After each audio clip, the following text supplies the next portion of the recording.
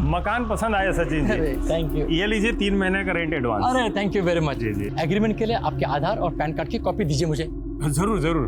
पर क्या है ना कि मेरे आधार कार्ड में मेरा डेट ऑफ बर्थ गलत छप गया था। उसको ठीक करने की अर्जी दी हुई है मैंने। 3-4 दिन में आ जाएगा, फिर उसके बाद एग्रीमेंट कर लेंगे। जब तक मैं रहने आ जाता हूँ। बिना एग्रीमेंट के, बिना पुलिस एनओसी के अपना घर एक अनजान आदमी को रेंट पे दे दिया। अब उसका नंबर नहीं लग रहा है। सर मुझे तो लगा ही नहीं था कि वो गलत आदमी होगा। वो कहाँ का रहने वाला था? उसने कुछ एड्रेस दिया था अपना? पता है उसका आपके पास? सर एड्रेस तो नहीं है, लेकिन उसने कहा था कि वो यूपी का रहने वाला है। यूपी में कहाँ? वो सर नहीं पता मुझे। पता करो राम बहादुर कहाँ पर है और इस मकान मालिक सचिन को अच्छे से इन्वेस्टिगेट करो।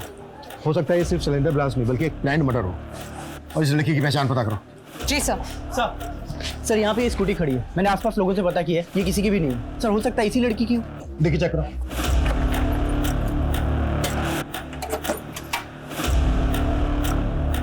कुछ नहीं है सर। MS-12 ये तो पुणे का नंबर है। पुणे RTO से कांटेक्ट करो, पता करो ये स्कूटी किसके नाम पे रजिस्टर्ड है। Okay sir.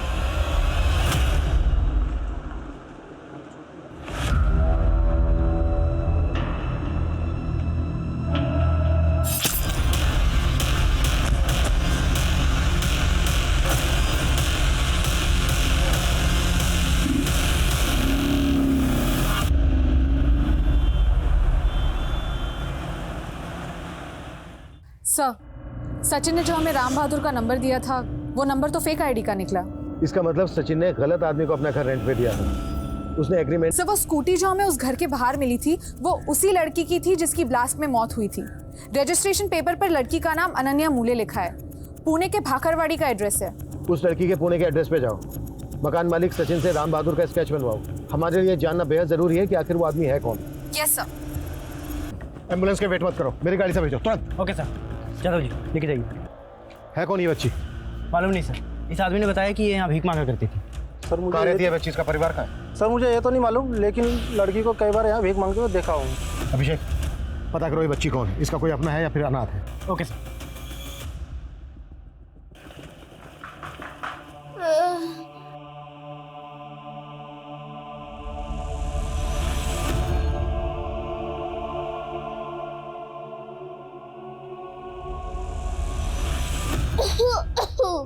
रचना बेटा, ऐसा नहीं है कि तेरी माँ और तेरी नानी को मेरी फिक्र नहीं है।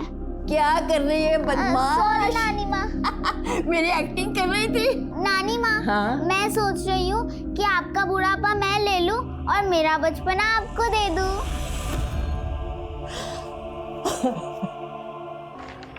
मैं उसने राम बहादुर का ये स्केच रेडी किया। उसका कहना है कि राम बहादुर ऐसे ही दिखता था।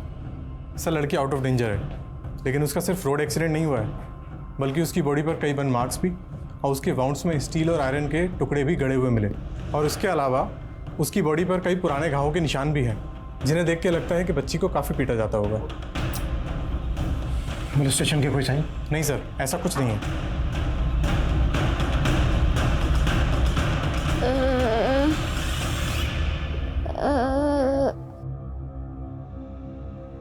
हेलो बेटा। बेटा क्या नाम है आपका? बेटा आपके घर वाले कहाँ पर हैं? बेटा डरो मत, बिल्कुल मत डरो बेटा, बिल्कुल मत डरो। बेटा एक बात बताओ, ये चोटें कैसे लगी आपको?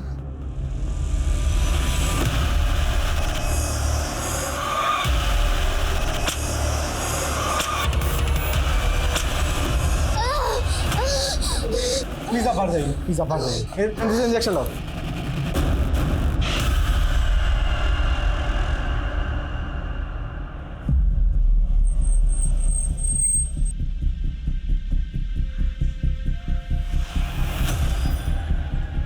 तेरी बच्ची भीख मांगा करती थी। हो सकता है कि इससे ज़बरदस्ती भीख मंगवाई जाती और ना मांगने पर इसे मारा पीटा जाता हो, इसीलिए इसके शरीर पे पुराने घाव के निशान हैं। सर मैं ऐसे गिरोह का पता करता हूँ जो बच्चों से भीख मंगवाने का काम करते हैं। लेकिन हमें यह भी पता करना होगा कि बच्ची के साथ अभी क्या हुआ है, जो उसकी बॉडी पर बर्न मार्क्स और उसके घावों में आयरन और स्टील के टुकड़े मिले हैं। सर, अनन्या पुणे के भाखरवाड़ी में अकेली रहती थी। यहाँ आसपास उसकी फैमिली के बारे में कोई कुछ नहीं जानता। और सर ना ही किसी ने यहाँ पे राम बहादुर के स्केच को आइडेंटिफाई किया है। उसके घर की तलाशी लो, हो सकता है राम बहादुर से जुड़ा कोई डॉक्यूमेंट मिल जाए।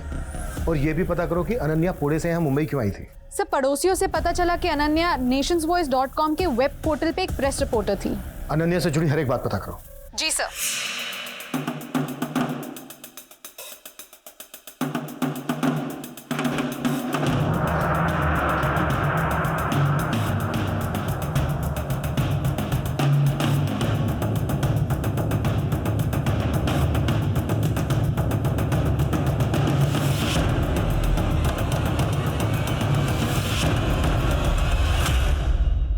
डॉक्टर का कहना है कि बच्ची के शरीर पे जो बर्न मार्क्स है वो 15 से 18 घंटे पहले है, और वो जो सिलेंडर ब्लास्ट हुआ था वो भी कोई 15 से 16 घंटे पहले हुआ था। और सर वो बच्ची हमें जहाँ मिली थी वहाँ से ब्लास्ट की लोकेशन लगभग आधा किलोमीटर ही दूर है।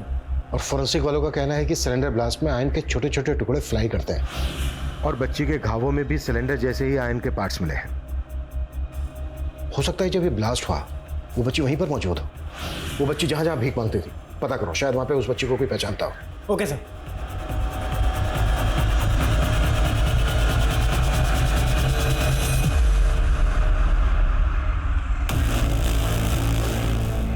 रुको रुको,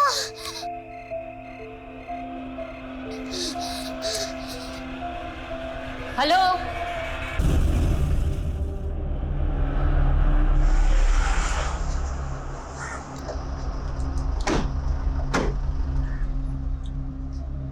मैम अनन्या यहाँ काम जरूर करती थी, लेकिन कुछ महीनों पहले उसने जॉब छोड़ दी थी। हमें अनन्या की लाश मुंबई के एक घर से मिली थी। क्या? जी, अनन्या की डेथ हो गई है, और जिस आदमी ने उस घर को किराए पे लिया था वो ये है। क्या आप जानते हैं इसे? नहीं मैम। अनन्या की फैमिली में कौन कौन था? मैम एक्चुअली उसकी कोई फैमिली नहीं थी, अनाथ थी वो। अनाथ आश्रम में पली बड़ी थी, लेकिन जर्नलिज्म को लेकर काफ़ी एम्बिशियस थी और पैशनेट थी, और सोशल मीडिया पर भी उसकी अच्छी खासी फॉलोइंग थी। आज मेरी सोशल मीडिया चैनल के पूरे 1 मिलियन सब्सक्राइबर हो चुके हैं। काफ़ी दिलखुश लड़की थी मैम, हम सबको अपना परिवार मानती थी। अगर अनन्या आप लोगों को अपना परिवार मानती थी तो उसने यहाँ पे जॉब क्यों छोड़ दी? एक्चुअली मैम उसने अपना एक ब्लॉग शुरू किया था, रेज इनर वॉइस के नाम से। तो वो अपना पूरा टाइम उस ब्लॉग को देना चाहती थी, इसीलिए उसने जॉब छोड़ दी। माना अनन्या की कोई फैमिली नहीं थी, लेकिन उसका कोई दोस्त या बॉयफ्रेंड? अरे अनन्या, तुम घर नहीं गई अभी तक काम कर रही हो? सर मेरा घर बहुत बोरिंग है, वैसे भी घर जाके मुझे सो ही जाना है ना, तो सोचा थोड़ा और काम कर लेती हूँ। अच्छा, आप इस बच्ची को जानते हैं? नहीं मैम। सर, अनन्या पुणे से मुंबई किस कारण से आई थी उसका तो कोई क्लू नहीं मिला, लेकिन सर अनन्या के घर से हमें कुछ पेपर्स मिले, और उन पेपर्स पे मुंबई के कुछ एड्रेसेस लिखे थे। लेकिन सर जब मैंने उन एड्रेसेस को वेरीफाई किया तो पता चला कि ऐसे कोई एड्रेसेस एग्जिस्ट ही नहीं करते। लेकिन अनन्या मुंबई के फेक एड्रेस लिखकर अपने पास क्यों रखेगी? सर यही चक्कर समझ में नहीं आ रहा है। सर वो रेज इन अ वॉइस नाम से एक न्यूज़ ब्लॉग चला रही थी, हो सकता है वो मुंबई कुछ इन्वेस्टिगेट करने आई हो। अनन्या के सोशल मीडिया से उसके article, blogs, social media handle सब कुछ अच्छे से स्कैन करो, और हमारे लिए ये जानना भी बहुत ज़रूरी है कि वो बच्ची कौन है। उस बच्ची से बात करने के लिए चाइल्ड साइकोलॉजिस्ट की मदद लेते हैं, शायद उस बच्ची से कोई इंपॉर्टेंट इन्फॉर्मेशन मिल जाए। मैं कमी सर? सर दहिसर पुलिस ने हमसे कांटेक्ट किया था, 2 दिन पहले उन्हें उनके एरिया में एक लाश मिली, जिसका चेहरा राम बहादुर के चेहरे से काफ़ी मैच करता है। वो नहीं छोड़ा है, और ना ही पुलिस को राम बहादुर की बॉडी के पास से कुछ मिला है। लेकिन सर सचिन ने हमें जो राम बहादुर का नंबर दिया था, मैंने उसके कॉल डिटेल्स चेक किए, उससे लास्ट कॉल अनन्या को किया गया था। पूना की रहने वाली अनन्या यहाँ मुंबई में राम बहादुर के घर में मारी जाती है सिलेंडर ब्लास्ट में। राम बहादुर के उसी घर में जो उसने 3-4 दिन पहले ही रेंट पे लिया था, वो भी बिना डॉक्यूमेंट के। और उसके बाद राम बहादुर भी मारा जाता है। ये खेल बहुत ही बड़ा है और इसका खिलाड़ी बहुत ही शातिर। दर्द हो रहा है बेटा? कोई बात नहीं, ठीक हो जाएगा। बेटा मैं तुमसे कुछ पूछूं, उसका जवाब दोगी मुझे? ये देखो, क्या तुम इन लोगों को जानती हो?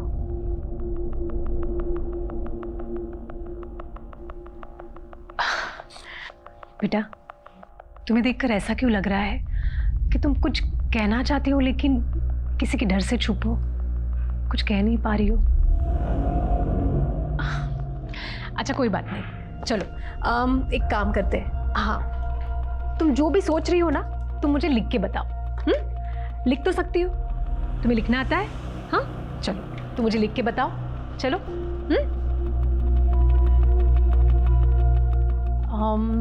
अच्छा चलो कोई बात नहीं, तुम मुझे अपना नाम लिख के बता सकती हो? तुम्हें अपना नाम तो पता ही होगा, वो तो तुम्हें मुझे लिख के बताना पड़ेगा। गुड गर्ल हो ना तुम। चलो चलो, कम ऑन, लो लो लो। ये लो लो लो। सॉरी सॉरी बेटा, लो।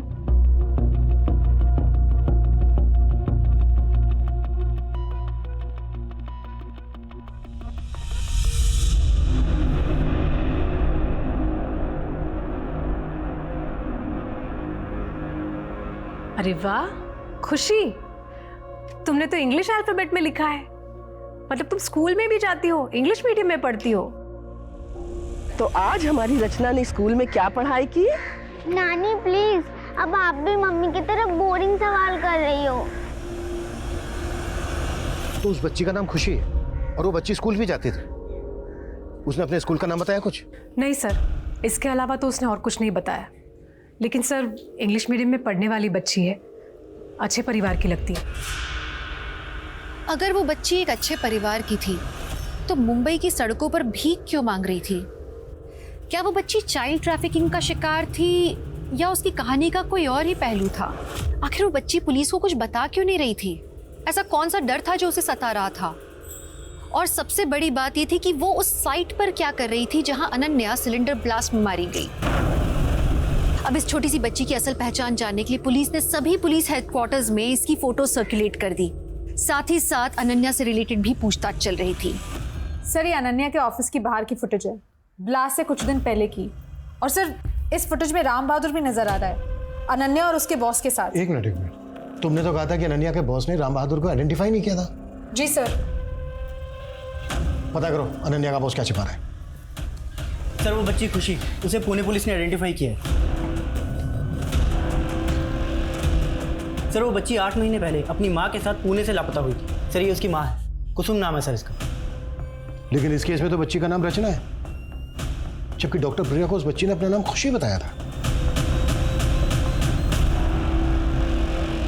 Mummy mummy, happy birthday mummy. Thank you बच्चा। अब आप जल्दी से आंख बंद करो, मैं आपके लिए कुछ लाई हूँ। अच्छा। हाथ दो। अरे वाह रचना, थैंक यू बच्चा। वेलकम। आपको अच्छी लगी ना? और मुझे पहन के दिखाओ। एक काम करो, मैं ही आपको पहनाती हूँ। हाथ दो। कभी कभी तो लगता है कि मैं नहीं, तू ही मेरी माँ है।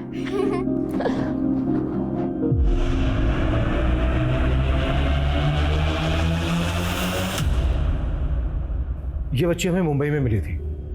हमें पता चला कि ये वहाँ पर भीख मांगती थी और हमें यह भी शक है कि मुंबई के घर में सिलेंडर ब्लास्ट के दौरान ये बच्ची वहीं पर मौजूद थी। ये अनन्या है और ये राम बहादुर। इन दोनों का इस मिसिंग केस से कोई कनेक्शन मिला था क्या? एक्चुअली ये केस सब इंस्पेक्टर विनय शिंदे हैंडल कर रहे थे और उन्होंने ये केस बंद कर दिया था। उनके यहाँ से ट्रांसफर हो गई। अब ये केस मैं स्टडी कर रहा हूँ। जहाँ तक हम लोगों ने इस केस को स्टडी किया है उससे तो यही लग रहा है कि इस केस की कोई खास इन्वेस्टिगेशन हुई नहीं है। आपके यहाँ तो ये केस बंद हो गया, लेकिन हमें इस बच्ची को इसके परिवार से मिलवाना है और हमें यह भी पता लगाना है कि इस बच्ची की माँ पिछले 8 महीने से कहाँ गायब है। ये सिलेंडर ब्लास्ट के 3 दिन पहले की फुटेज है, लेकिन आपने तो कहा था कि अनन्या ने यहाँ पे महीनों पहले जॉब छोड़ दी थी। और इस सीसीटीवी फुटेज में आप और अनन्या दोनों इस राम बहादुर के साथ नजर आ रहे हैं। और उस दिन तो आपने राम बहादुर को पहचाना तक नहीं था। मैम मैं सच बोल रहा हूँ, मैं इस आदमी को जानता तक नहीं। हाँ अनन्या जरूर आया करती थी जॉब छोड़ने के बाद मिलने के लिए कभी कभी।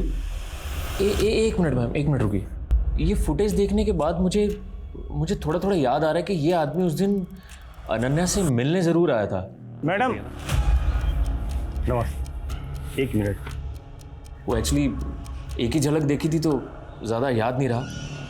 मुझे लगा अनन्या का इन्फॉर्मर होगा, शायद उसको कुछ बताने आया होगा। अनन्या का इन्फॉर्मर? जी मैम, जैसे आप पुलिस वालों के इन्फॉर्मर्स होते हैं वैसे ही हम जर्नलिस्ट के भी इन्फॉर्मर्स होते हैं। लेकिन उस दिन इसकी अनन्या के साथ बात क्या हो रही थी वो मुझे नहीं पता। बट शायद अनन्या का इन्फॉर्मर ही था। अगर राम बहादुर अनन्या का इन्फॉर्मर था तो राम बहादुर ने अनन्या को क्या इन्फॉर्मेशन दी होगी, और राम बहादुर ने वो घर किस मकसद से रेंट पे लिया होगा जिसके सिलेंडर ब्लास्ट में अनन्या मारी गई, और फिर उसके बाद राम बहादुर क्यों और किसके इशारे पर मारा गया?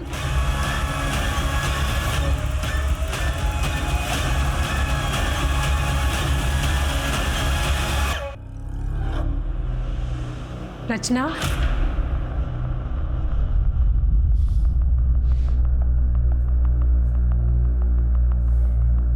तुम्हारा नाम रचना है ना? फिर उस दिन खुशी क्यों बताया था? कोई बात नहीं। तुम्हारी माँ का नाम कुसुम है ना? हमें पता चला है बेटा कि तुम तुम्हारी माँ के साथ कहीं गई थी, फिर तुम्हारे साथ क्या हुआ, और तुम्हारी माँ कहाँ है?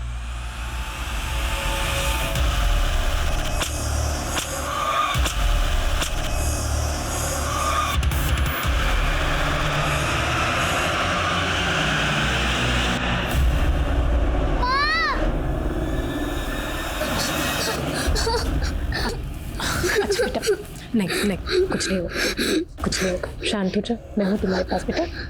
कुछ नहीं होगा तुम्हें, कुछ नहीं होगा, शांत हो जाओ बेटा। हाँ सर, कुसुम और उसकी बेटी यहीं रहते थे, मेरे किराएदार थे। कुसुम और उसकी बेटी रचना 8 महीने पहले अचानक से गायब हो गए। कुसुम ने कभी मकान खाली करने के बारे में कुछ कहा था आपसे? नहीं सर, ऐसे तो कुछ नहीं कहा था, लेकिन उनका सारा सामान वामान यहीं पड़ा था। मुझे तो लगता है उनके साथ ज़रूर कुछ गलत हुआ है। अच्छा, कुसुम का पति मनोहर वो उस वक्त कहाँ था? सर वो तो नाम का पति है, वो मनोहर अपनी बीवी और बेटी के साथ रहता तक नहीं था। 1 नंबर का बेवड़ा है सर, सच कहता हूँ। इस मनोहर को अपनी बीवी और बेटी की खुशी बर्दाश्त नहीं होती थी। ओह, तो तेरे आशिक ने तेरे लिए ये चूड़ियां भिजवाई हैं। देखिए आप फिर से उल्टी सीधी बातें कर रहे हैं। मैं उल्टा बोल रहा हूँ और तू जो उल्टा कर रही है वो मेरे पीछे उसके साथ में गुलछने उड़ा रही है तू। हम साथ में। नहीं पापा, नहीं, मत मारो। क्या कुसुम का वाकई में किसी के साथ चक्कर था जो उसका पति मनोहर शक करता था उस पर? सर पहले तो सबको लगता था कि कुसुम का पति उस पर गलत शक करता है, लेकिन जब कुसुम अपनी बेटी के साथ यहाँ से चली गई तब लोग ये कहने लगे कि कुसुम शायद किसी आदमी के साथ भाग गई होगी। मनोहर के अलावा किसी गैर मर्द का आना जाना था क्या कुसुम के घर पे? सर इतना तो ध्यान नहीं दिया, लेकिन हाँ जिस दौरान ये सब हुआ उस दौरान मैंने देखा कि एक साधु कुसुम के घर पे आता जाता था।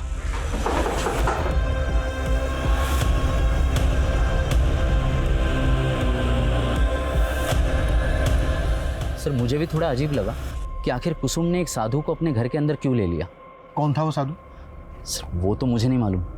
कुसुम का पति मनोहर वो इस वक्त कहाँ है? सर सुना है कि वो सामंतवाड़ी में कहीं रहता है। जादव तुम सामंतवाड़ी जाओ, मनोहर के बारे में पता करो। सर। अभिषेक, प्रिया रचना को लेकर यहाँ पुणे उसकी परनानी के घर पहुंच रही है, हम वहाँ जा रहे हैं। सर।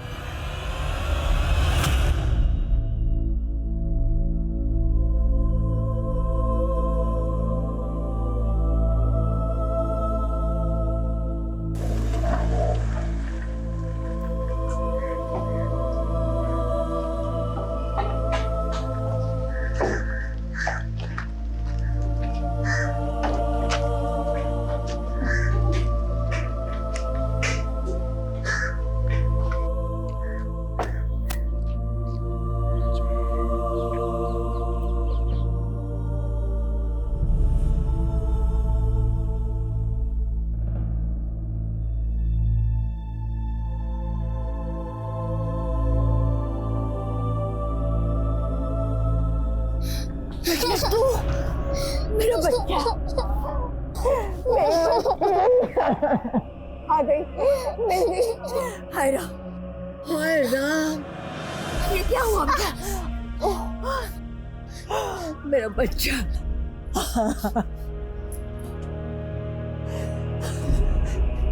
अब तो आगे ना सब ठीक हो जाएगा। देखिए, हमने रचना से बात करने की काफी कोशिश की, लेकिन रचना अपनी माँ के बारे में हमें कुछ नहीं बता पा रही। जब आपने कंप्लेंट लिखवाई थी तो आपने लिखवाया था कि रचना और रचना की माँ कुसुम दोनों साथ में गायब हुए। जी, उस समय मैं उनके साथ नहीं थी। मैं भी रचना से पूछती हूँ। जी। बेटा, उस दिन तेरी मम्मी और तेरे साथ क्या हुआ था? जो तू मुंबई पहुंच गई। तेरी मम्मी का तो अभी तक अता पता नहीं है।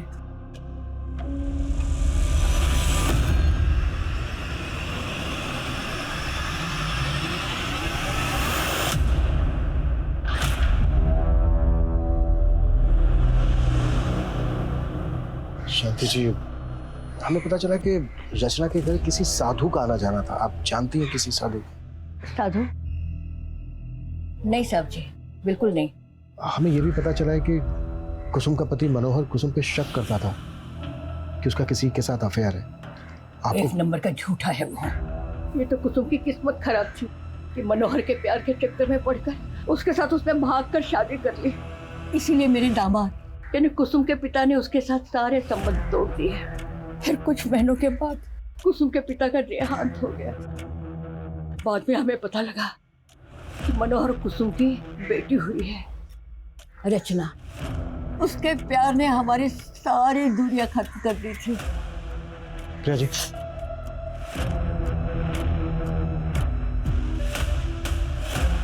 जब तक कुसुम नहीं मिल जाती तब तक हम रचना को आप ही के सुपुर्द कर रहे हैं। मैं रचना को कैसे संभाल सकती हूँ? मेरी उम्र हो गई है। मेरे पति की पेंशन से बड़ी मुश्किल से मेरा गुजारा होता है। मैं कैसे रख सकती हूँ? आप एक काम कीजिए, उसे निर्मला के घर छोड़ दीजिए। कौन निर्मला? कुसुम की माँ, यानी मेरी बेटी रचना की नानी।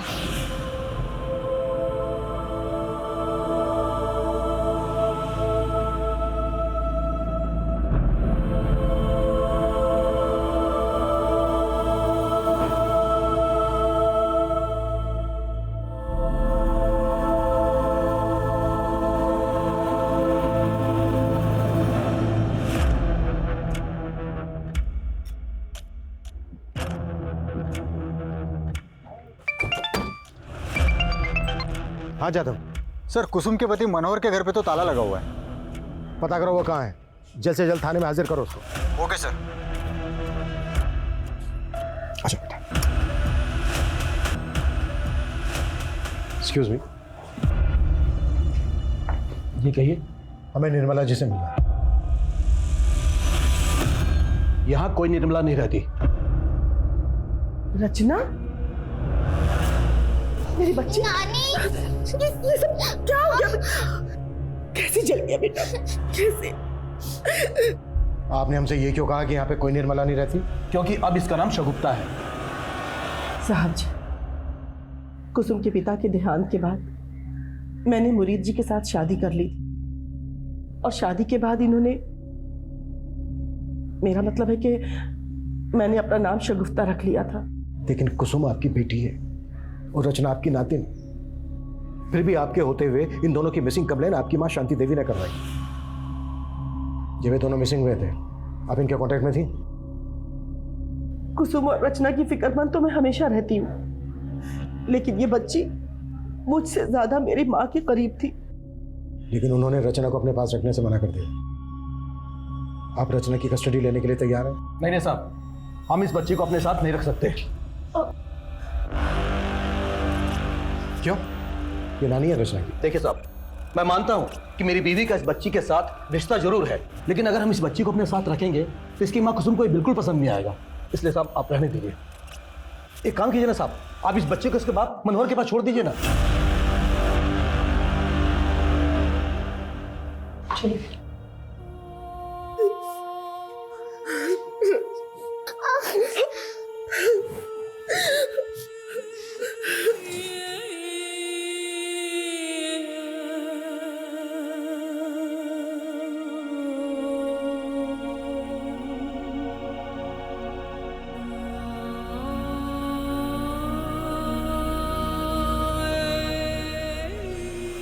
सर, मैंने कुसुम के 8 महीने पुराने कॉल रिकॉर्ड्स चेक किए, उसमें किसी साधु का नंबर नहीं मिला है और ना ही कोई ऐसा क्लू मिला है जिससे ये पता चले कि कुसुम किसी साधु के टच में थी।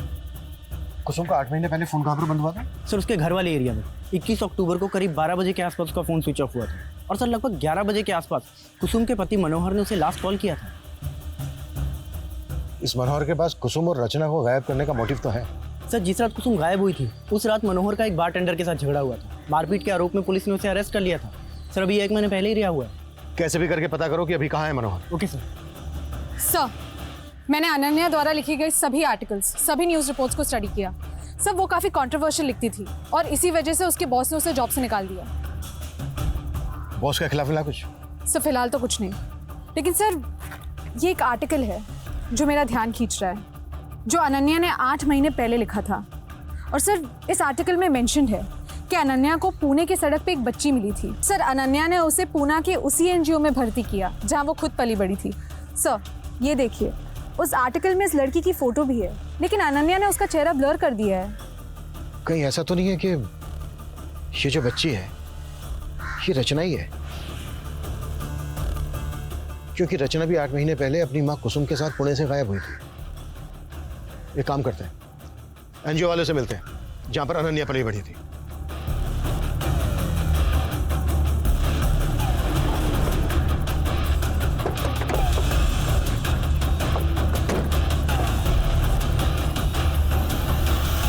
हाँ सर, अनन्या हमारे यहाँ ही पली बड़ी है। बहुत दुख हुआ ये सुनकर कि अनन्या अब इस दुनिया में नहीं है। 8 महीने पहले अनन्या एक बच्ची को लेकर आई थी यहाँ पर। उस बच्ची को लेकर अनन्या ने एक आर्टिकल भी लिखा था। ये वो बच्ची? नहीं सर, वो तो पल्लवी थी जो 8 महीने से हमारे एनजीओ में ही रह रही है।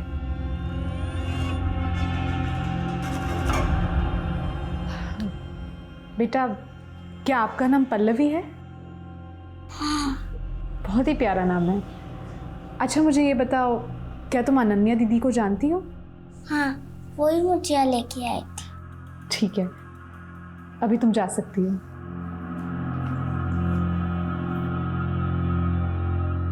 संजना जी इस आदमी को जानती हैं? जी नहीं, हम नहीं जानते। सर आपको क्या लगता है, ये रचना और अनन्या का वाकई में कोई कनेक्शन हो सकता है? हो सकता है ना हो, पर हम इसको रूल आउट भी नहीं कर सकते। हमारे लिए सबसे ज्यादा पता लगाना ये जरूरी है कि रचना पुणे से मुंबई कैसे है, पिछले 8 महीने से उसकी माँ कुसुम कहाँ गायब, कि राम बहादुर कौन, और अनन्या को क्यों और किस मकसद से मारा गया। जी सर। हाँ जादव। सर मनोहर का पता चल गया। साहब मैं सच कह रहा हूँ, मुझे नहीं पता कुसुम कहाँ पर है साहब। साहब मेरी बात सुनिए साहब, कुसुम और रचना के गायब होने के काफी समय पहले मेरा उसके साथ में तलाक हो चुका है साहब। मुझे तो उनके बारे में पता भी तब चला था जब मैं जेल में था। लेकिन कुसुम के गायब होने से पहले कुसुम की आखिरी बार तेरे से बात हुई थी 21 अक्टूबर रात 11 बजे। कुसुम ने तुझे कॉल किया था? हाँ किया था। उस समय मैं बार में बैठा दारू पी रहा था। मैं खुद हैरान था कि तलाक के इतने समय के बाद मुझे फोन क्यों कर रही हो। हाँ बोल, क्या काम है? कुसुम क्या हुआ? उससे बात करने के बाद में मुझे कुछ ठीक नहीं लगा। मुझे लगा उससे जाके मिलना चाहिए, लेकिन जैसे ही मैं वहां से बाहर निकला नशे की हालत में बारटेंडर से टकरा गया साहब। उसे नोक झोंक हो गई। मैंने 2-3 टेक दी उसको, उसकी नाक से खून हुआ। उसने पुलिस को फोन करके मुझे अंदर करवा दिया।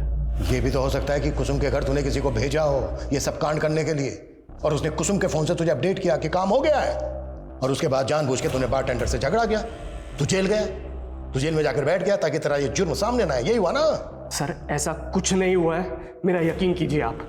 तो शक करता था कुसुम पे कि कुसुम का किसी के साथ अफेयर है? वो तो था, मुझे पता था उसका अफेयर चल रहा है उस रजत के साथ में। कौन रजत? एक सेल्समैन है। ये 2 रखो आप, मैं और देता हूँ। हाँ? अरे नहीं नहीं, इतने में हो जाएगा बस। कितने हुए इसके? अरे आपसे पैसे लूंगा क्या? आप ये प्रोडक्ट यूज करो, आपके लिए फ्री है। अंतर अपना ये नाटक और निकाले यहाँ से, निकाले यहाँ से। और तू बता, तेरे को अपना सामान फ्री में क्यों दे रहा है ये? बोल क्या चल रहा है तेरा इसके साथ में? उस दिन के बाद भी मैंने रजत को कई बार कुसुम के साथ देखा था। तू रचना के बारे में कोई बात नहीं कर रहा? तू बाप है उसका, बेटी है वो तेरी, उसको पालना पोसना तेरा फर्ज बनता है, तेरी जिम्मेदारी बनती है। साहब मैं अपनी नशे की हालत से वैसे ही परेशान हूँ। नशा मुक्ति केंद्र जाने की सोच रहा हूँ, मैं कैसे पाल पाऊंगा उसको? ये ये लो। अच्छा बेटा मुझे एक बात बताओ, तुम्हारे घर पे कोई साधु आता था?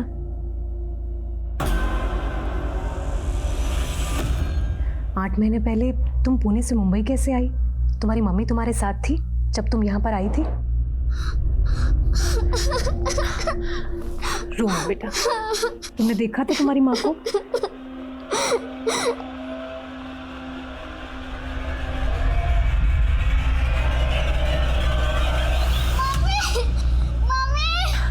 रो मत बेटा, शांत शांत।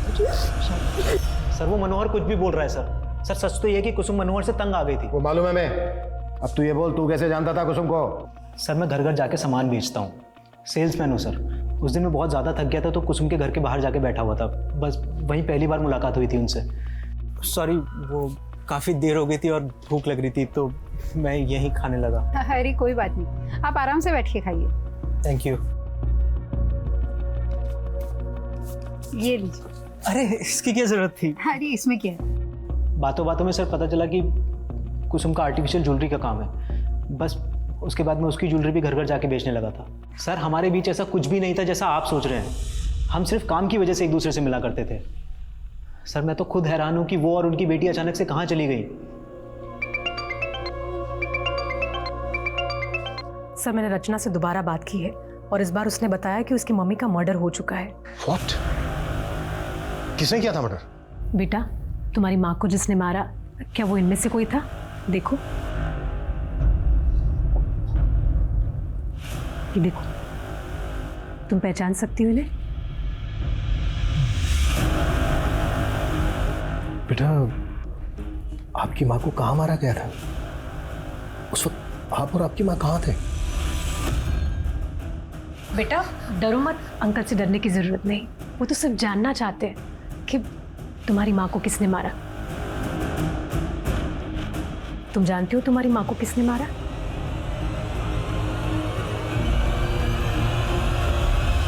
पुलिस वाले ने मारा।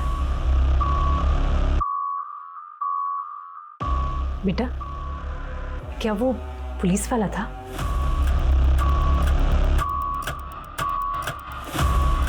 माना हम एक ट्रॉमेटाइज बच्ची की बातों पर पूरी तरह से यकीन नहीं कर सकते, पर एक बार को अगर हम मान लें कि कातिल कोई पुलिस वाला ही है, तो फिर वो कौन होगा?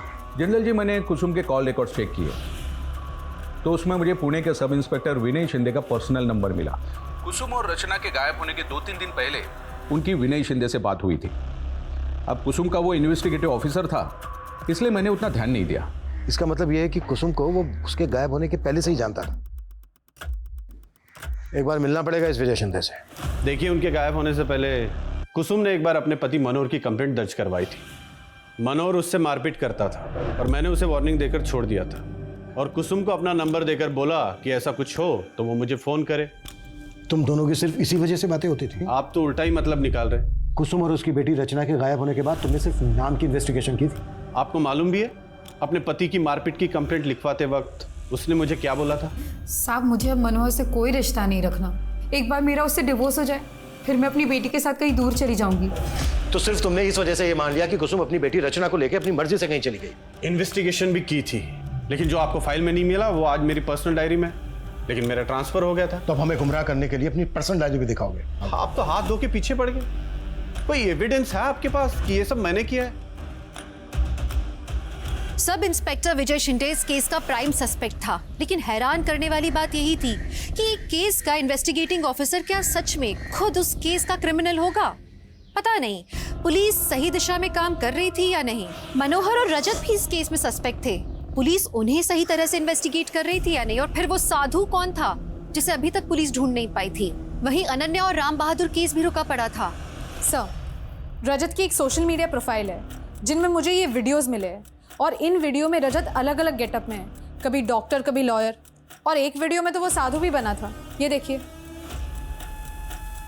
और सर, जब मैं रजत की सोशल मीडिया प्रोफाइल चेक कर रही थी तो मुझे कुसुम की सोशल मीडिया प्रोफाइल के बारे में भी पता चला।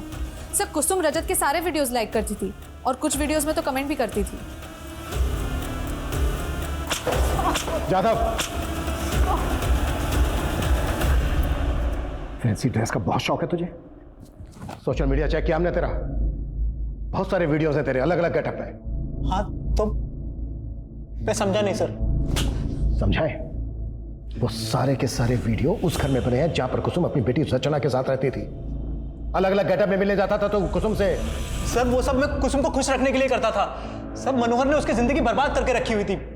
मैं बस कुसुम की जिंदगी में कुछ रंग लेकर आना चाहता था। तू कुसुम की जिंदगी में रंग नहीं लाया, बल्कि तूने कुसुम की जिंदगी बेरंग कर दी, मार डाला उसको। नहीं सर, मैंने ऐसा कुछ भी नहीं किया है। मैं कुसुम से प्यार करता था सर। प्यार करता था तो कुसुम के डिवोर्स के बाद तू उससे शादी भी करना चाहता होगा, है ना? तो तुम्हारा डिवोर्स भी हो गया है कुसुम, वो हम शादी कर लेते हैं। नहीं रजत, मैं अब किसी की पत्नी नहीं बनना चाहती। हम दोस्त हैं, हम दोस्त ही रहेंगे। दोस्त? तुमने कहा था तुम शादी करोगी मुझसे, अब मुकर क्यों रही हो? हाँ, चिल्लाओ मत। मैंने कहा ना मैं तुमसे अभी शादी नहीं करना चाहती हूँ। अच्छा, तो इतने दिनों से घुमा रही हो तुम मुझे, या कोई और मिल गया है? तुम मेरे बारे में इतना गंदा सोचोगे ये मुझे पता ही नहीं था। तुम निकलो यहाँ से, निकलो और आइंदा अपनी शक्ल में दिखाना मुझे। और इस सब का बदला लिया तूने, उसे खत्म करके। नहीं सर, ऐसा कुछ भी नहीं है सर। सर, अनन्या और खुशी का कनेक्शन मिल गया है और ये भी पता चल गया है कि राम बहादुर किसका आदमी था। किसका आदमी था?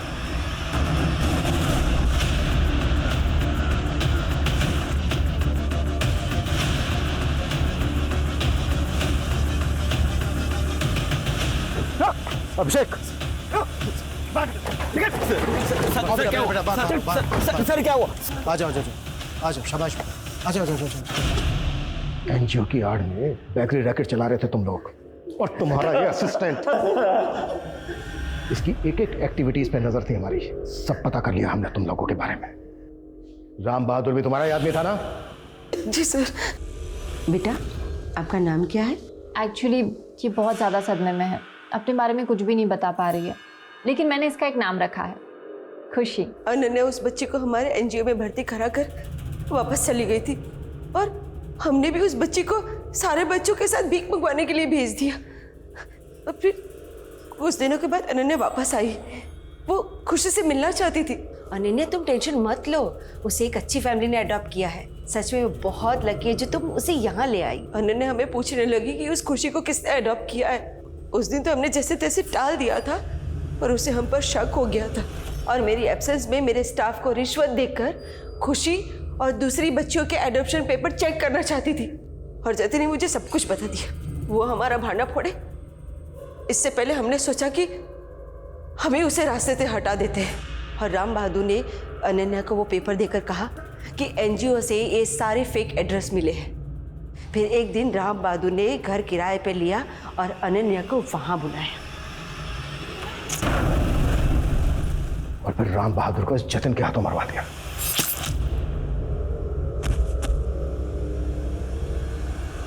मैं कम इन सर? कम इन। सर, विनय शिंदे ने अपनी डायरी के साथ हमें कुछ पेन ड्राइव्स दिए थे, और उन पेन ड्राइव्स में कई सारी सीसीटीवी फुटेजेस की क्लिप्स है 8 महीने पहले की, जो कुसुम के घर के आसपास की है। सर, ये ऑटो अक्सर कुसुम के घर के आसपास दिखाई देता था। विनय शिंदे ये फुटेज और पर्सनल डायरी देकर आखिर साबित क्या करना चाहता? सर, पहले हमने उसकी बात पे भरोसा नहीं किया, लेकिन सर ट्रांसफर के पहले उसने वाकई कुछ ऐसे क्लूज इकट्ठा किए थे जो केस फाइल में मेंशन नहीं थे। तो तुम कहना चाहती हो जिसका ये ऑटो है उसका इस केस के साथ कनेक्शन हो सकता है? किसका होगा ये ऑटो? साहब, आपको कुछ गलतफहमी हुई है, वो मेरा ऑटो नहीं है। तेरे बारे में सब कुछ पता कर लिया हमने। कुसुम की माँ ने बताया हमसे, तेरा बाप मुरीद तेरी शादी कुसुम से करवाना चाहता था। मनोहर ने तो तुम्हें कभी खुश रखा नहीं, लेकिन मेरा बेटा तुम्हें बहुत खुश रखेगा। शादी कर ले इससे। अरे आप क्यों मेरे पीछे पड़ गए? आपने मेरी माँ से शादी कर ली ना, उनको संभालिए। दोबारा मुझे अपने बेटे से शादी करने के लिए मत कहना। बहुत घमंड था साहब उसको खुद पे, लेकिन मैं उसको पाना चाहता था। हमेशा उसके घर के आसपास चक्कर लगाता था। मैंने देखा साहब कैसे वो रहे थे उसके साथ, भेज बदल बदल के सोशल मीडिया का नया नया किल करता था। मुझे लगा उसको ये सब पसंद है साहब, तो सब उस दिन मैं भी अपना गेटअप बदल के उसके घर पहुंच गया उससे मिलने। तेरी मैं बताता हूँ तुझे।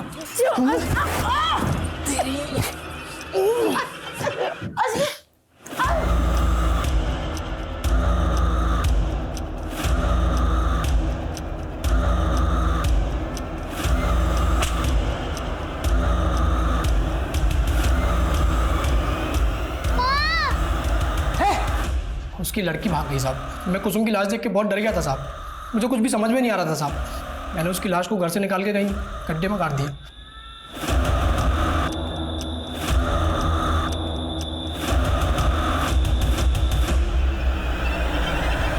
कुसुम जैसी लड़कियां आमतौर पर शिकार बन जाती हैं क्योंकि असलम जैसे लड़के उनकी ना नहीं सुन पाते। मनोहर जैसे आदमी के साथ 4 साल नरक जैसी जिंदगी बिताने के बाद कुसुम कभी भी रजत पर पूरी तरह से भरोसा नहीं कर पाई थी। फिर भी वो असलम की मंशा को नहीं पहचान पाई। उसने गलती की उसे अपने घर में दाखिल करने की, और जिसकी गाज गिरी उसकी बेटी रचना पर। आज रचना के बाप उसके रिश्तेदार इस दुनिया में हैं, लेकिन फिर भी वो अनाथों की जिंदगी बिता रही है। हमने एक काबिल रिपोर्टर अनन्या को भी खो दिया। मैं बस ये आशा करती हूँ कि रचना अनन्या से प्रेरित होकर अपने पाँव पे खड़ी हो, पूरी दुनिया के लिए मिसाल बने। साथ ही मैं आपसे ये आशा करती हूँ कि अगर आप चाइल्ड ट्रैफिकिंग की तरह का कोई मामला देखते हैं जो आपकी आंखों को खटकता है, तो आप तुरंत एक्शन लें, आप पुलिस को इन्फॉर्म करें। तो एक सुरक्षित समाज की आशा के साथ मैं दिव्यांका त्रिपाठी दहिया आपसे विदा लेती हूँ। फिर मिलूंगी एक नए एपिसोड के साथ। तब तक देखते रहिए क्राइम पेट्रोल, सतर्क, विमेन अगेंस्ट क्राइम। एक औरत पर वार, अब हर औरत का भार।